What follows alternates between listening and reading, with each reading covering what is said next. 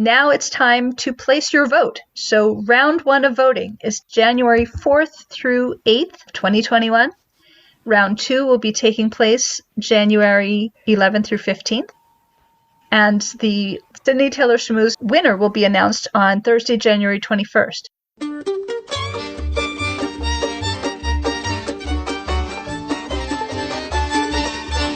This is The Book of Life, a show about Jewish kidlit mostly. I'm Heidi Rabinowitz. The Sydney Taylor Shmooze is a mock award blog that I run with my friends Susan Kusel and Chava Pinchuck. Today those friends join me to explain what this project is, why we are doing it, and how you can help us celebrate your favorite Jewish children's books. We also get some advice from fellow mock award bloggers at Calling Caldecott, Heavy Metal, and Guessing Geisel. I'll be posting a bonus episode where you can hear my full conversation with these guests. Now, let's learn about the Sydney Taylor Shmooze. I have with me today Susan Kusel and Chava Pinchuck, two of my good friends, fellow librarians, both of whom, like me, have been in the past the chair of the Sydney Taylor Book Award Committee, and now we are all co-admins of the Sydney Taylor Shmooze. Chava, just give everybody a refresher. I'm sure many of the listeners are familiar with it, but for those who may not be, tell us about the Sydney Taylor Book Award. The Sydney Taylor Book Award is the award given by the Association of Jewish Libraries for Excellence in Jewish Children's Literature. It's named after Sydney Taylor, author of the All of a Kind Family series and some other excellent Jewish books. The award is given in 3 categories: in picture books, middle grade books, and young adult or teen books. The award started in 1967. I don't think they named it after Sydney Taylor till like in the 70s. And I think Rita Fisher was the one who made the connection between Ralph Taylor, Sydney Taylor's widower, and AJL. And now her daughter, Jo Taylor Marshall, funds the award every year. There's often a body of work award presented to an author who has written a lot of excellent Jewish children's books. And there's also, just so people know, there is a Sydney Taylor Manuscript Award for an unpublished middle grade work of Jewish content. And that's a whole separate award, but it shares the name because it was also inspired by the work of Sydney Taylor, whose manuscript was sent into a contest. It was Follett was running a contest, and her husband snuck the manuscript out of her underwear drawer and sent it in, and she won. So in honor of that exciting beginning, there is also this manuscript award. A couple years ago on the 50th anniversary, I was telling people from Follett, the underwear drawer story, and they were absolutely fascinated by it. It was a lot of fun to tell them about something that had happened in their company's history. Susan, this was your idea. Just think back many months ago when you said we should have a mock award blog. And you had to tell me, what's a mock award blog? So, Susan, what is a mock award blog anyway? We don't want to mock these books. We don't want to make fun of them. Why do we call it a mock award blog? Well, we definitely don't want to make fun of them. Actually, we want to do the opposite. We want to celebrate them. We want to guess which books are going to win the big awards. So there's so many wonderful mock award blogs, such as Calling Caldecott and Heavy Metal and Guessing Geisel. And these blogs try to figure out what's going to win the next award. And I love reading this commentary and so many different reviewers talking about different aspects of the book. It's about as close as you can come to actually being on the committees. Let's talk about the value of a mock award blog.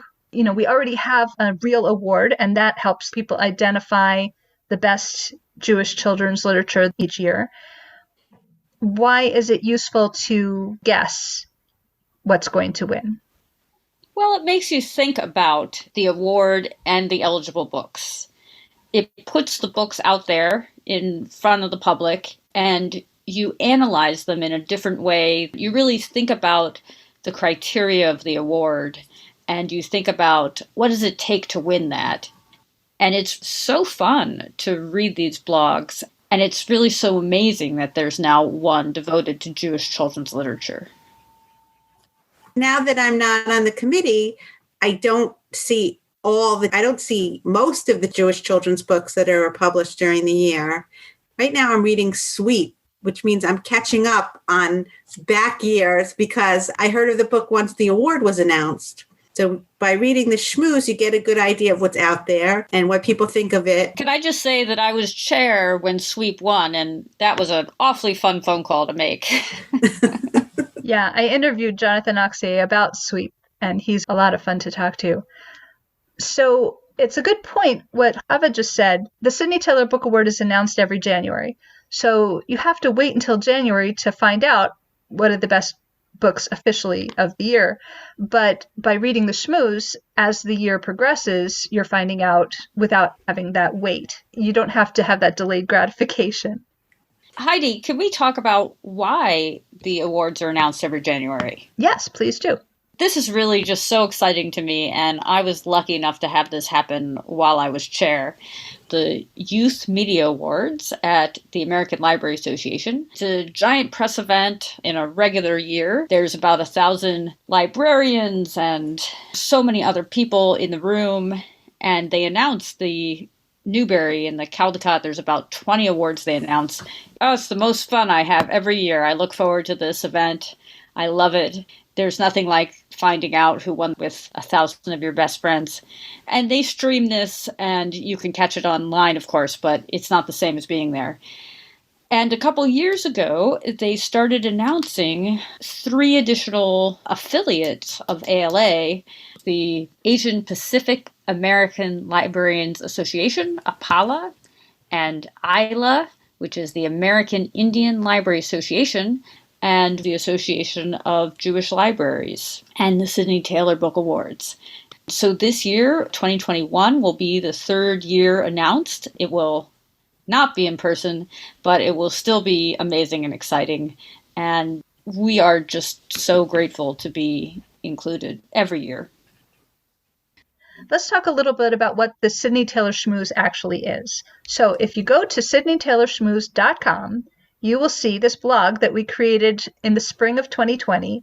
Volunteer reviewers evaluate all these different Jewish titles that are coming out from picture books through YA. And they look at the Sydney Taylor Real Award criteria as they're evaluating these books. We have a wonderful team of volunteer reviewers to whom we are immensely grateful. And we are always looking for additional reviewers. So if you are interested in writing reviews for the Shmooze, please go and apply. Again, at sydneytaylorshmooze.com, you will find a form that you can fill out to sign up and become a reviewer. Chava, do you want to explain what's the job? What are they in for? So a reviewer has to get the book, borrow it from the library, find it online, or hopefully frequent your independent bookstore and get a copy, and read the book and review it. And in submitting their review, they have to discuss the literary quality of the book and whether or not it meets the criteria. And they should think about whether this book is a contender for being a winner, an honor book, or a notable book in terms of Sydney Taylor Awards. And I'll also say that we do sometimes receive PDF review copies from publishers, which then, in that case, we can pass along to our reviewers. So they don't always have to obtain it for themselves. But we don't officially receive review copies across the board the way the Real Award Committee does. Now, Sydney Taylor committee members have to review over 100 books in a year. Well over 100, 150. Yeah. Someone who reviews for the Sydney Taylor Shmooze can let us know what their availability is, and we usually ask people to review between 1 and 5 books through the course of a year. If somebody is really eager to review even more books, that's fine, but we do not put people to the kind of task that you would expect on the actual committee. We also ask for your preferences, what kind of books you'd like to review, how many books you'd like to review. Right, whether you would rather read picture books, middle grade, or YA. So there's more flexibility because you don't have to look at everything the way the real committee members do. Although we would like to point out that there are a couple of slots every year that do come available on the actual committee. So if you find that you really do enjoy writing for the Shmooze, we'd love for you to take a shot at applying for the real committee. That's right. And the Shmooze is actually a good training ground. If you have aspirations of joining the Sydney Taylor Book Award Committee or other book award committees, then this is great practice for evaluating a book and expressing your thoughts in a way that makes sense to others that might convince them of your opinion of that book.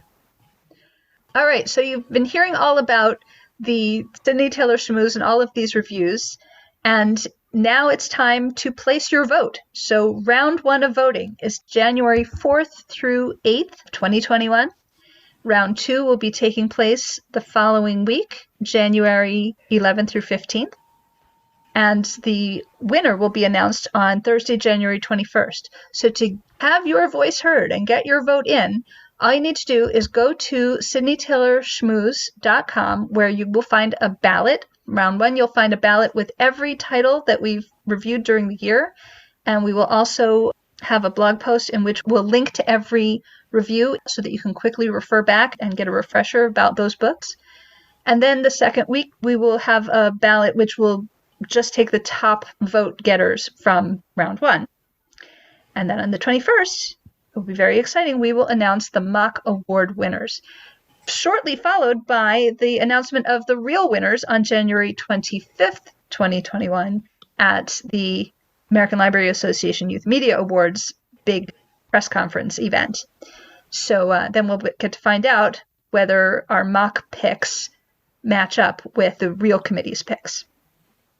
Just to give you a little bit more excitement surrounding the Sydney Taylor Book Award, there will once again be a blog tour happening in February. 8th to 12th. February 8th to 12th. So that will be the opportunity to hear from the authors and illustrators who are the winners of the real award. So, my partners in crime, Susan and Chava, what have you learned or what have you enjoyed from this first year of running the Sydney Taylor Shmooze? For me, I've learned that Jewish publishing is really evolving, and it's nice to see that. Like, there are more books about different subjects, there are more books for different ages and different genres, and that's exciting. I like seeing all the opinions. I know what I think, and I love seeing what a lot of other people think. So not just the reviewer, although I've been finding the reviews absolutely fascinating, but we also, Heidi and I co-administrate this Facebook group called the Jewish Kidlit Mavens, which is one of about 38 projects we do together. And I've been seeing a lot of comments there about the reviews and about what people think of the books as well. And so I've been really enjoying that. And overall, I just love seeing all this talk and discussion about Jewish children's books. That is what I wanted, and that is so exciting to me. I'm having a lot of fun with the fiddly bits. I'm enjoying seeing the spreadsheet get filled out with review received, review received, review received. It's just very satisfying. It's fun to be in the back end of a blog and formatting things and putting the pictures. One of the things that I think is unique about the Sydney Taylor Shmooze is that we really give a lot of credit to the reviewers. You know, in a catalog where a new book is coming out, you'll see a description of the book, and then you'll see a picture of the author and a little bio explaining they live in wherever and they have a cat, you know, whatever it is.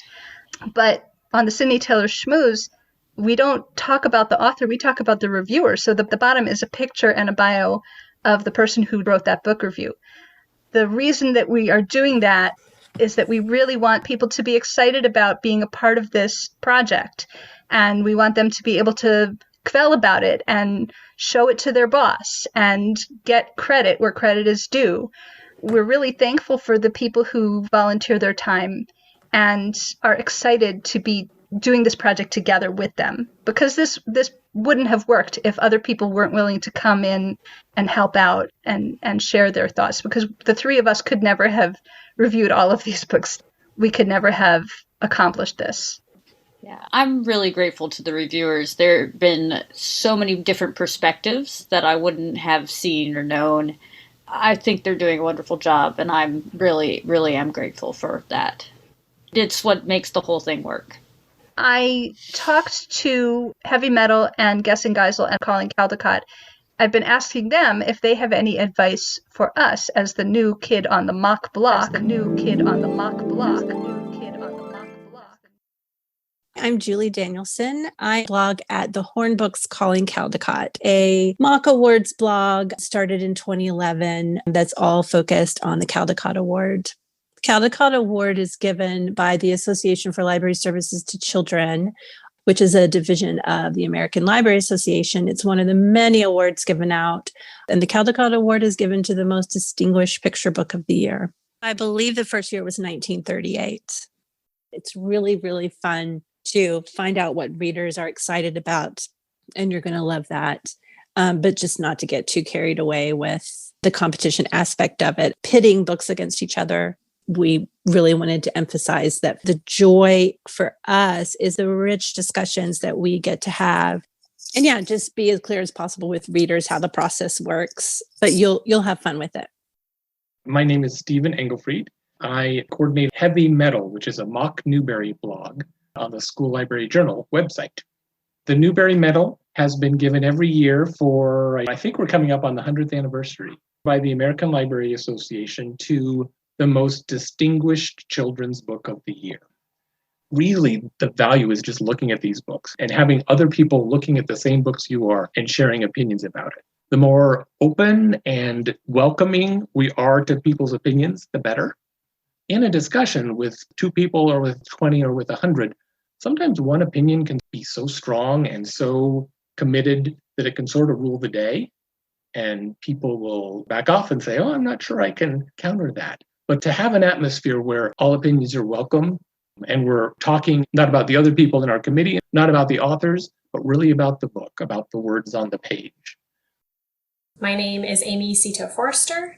I am part of the Guessing Geisel mock blog about beginning readers and the Geisel Award. The Geisel Award has been around, I believe, since 2006. It's awarded to the author and illustrator of what's considered the most distinguished beginning reader. I think it's been really interesting to look at our blog over time to see which posts are popular, what people are engaging with, what people want more of, and that has really shaped how our blog has moved forward.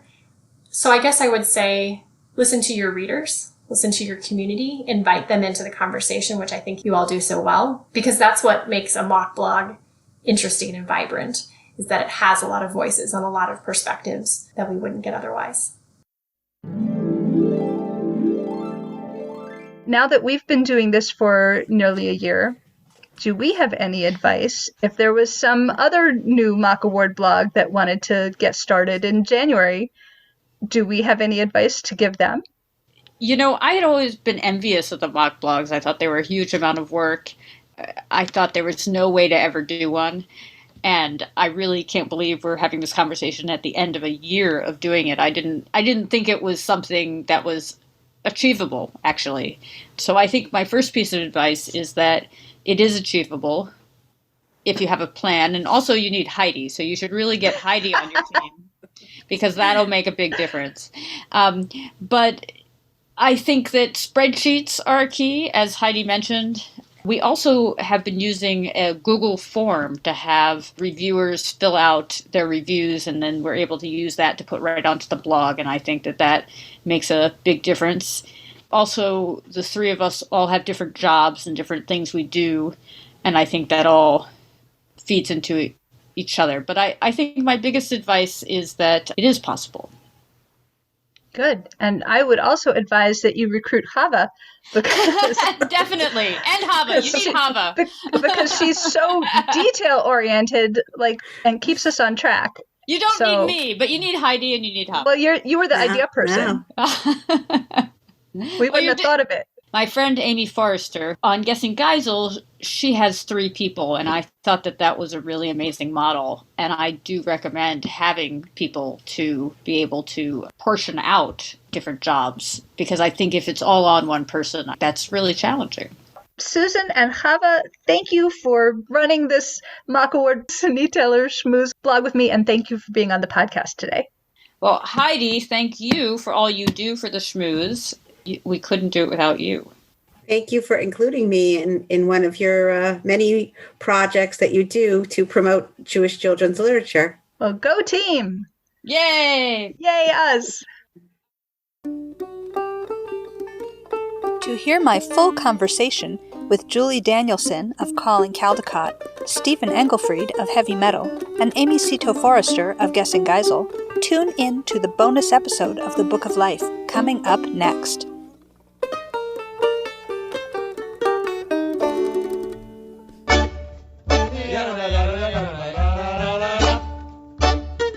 Don't be a stranger. Say hi to Heidi at 561-206-2473 or bookoflifepodcast@gmail.com. Check out our Book of Life Podcast Facebook page or our Facebook discussion group, Jewish Kidlit Mavens. We are occasionally on Twitter too, at Book of Life Pod. Want to read the books featured on the show? Buy them through bookshop.org/shop/bookoflife to support the podcast and independent bookstores at the same time. You can also help us out by becoming a monthly supporter through Patreon or making a one-time donation to our home library, the Feldman Children's Library at Congregation B'nai Israel of Boca Raton, Florida. You'll find links for all of that and more at bookoflifepodcast.com. Our background music is provided by the Freelock Makers Klezmer String Band. Thanks for listening and happy reading.